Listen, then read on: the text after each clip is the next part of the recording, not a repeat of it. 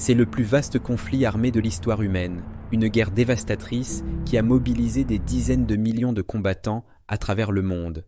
Examinons sur une carte les principales étapes de la Seconde Guerre mondiale. Tout commence après la Première Guerre mondiale, où l'Allemagne et ses alliés sont vaincus et tenus pour seuls responsables du conflit, subissant de lourdes sanctions. Les empires austro-hongrois et ottomans sont démantelés, tandis que l'Allemagne se trouve accablée par une dette astronomique. Une partie de ses colonies et de ses territoires est cédée aux vainqueurs, et la Pologne est recréée. Ces mesures sont ressenties comme une humiliation par le peuple allemand. L'économie du pays est affaiblie par un endettement massif et souffre d'une hyperinflation, conduisant à une dévaluation de sa monnaie.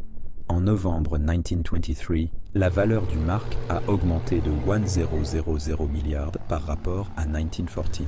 Des mesures radicales sont finalement prises en 1924 pour mettre un terme à l'inflation, stabiliser et relancer l'économie du pays. Cependant, en 1929, le krach boursier de Wall Street déclenche la pire crise économique du XXe siècle. L'impact est mondial et l'Allemagne en subit les conséquences.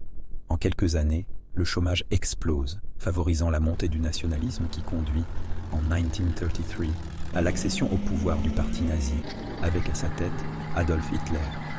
Ce régime totalitaire réarme le pays, rétablit le service militaire et adopte une politique étrangère agressive, avec pour objectif de rassembler tous les peuples germanophones en une seule nation. En Italie, malgré la victoire aux côtés des Alliés lors de la Première Guerre mondiale, le pays est déçu par les gains territoriaux limités.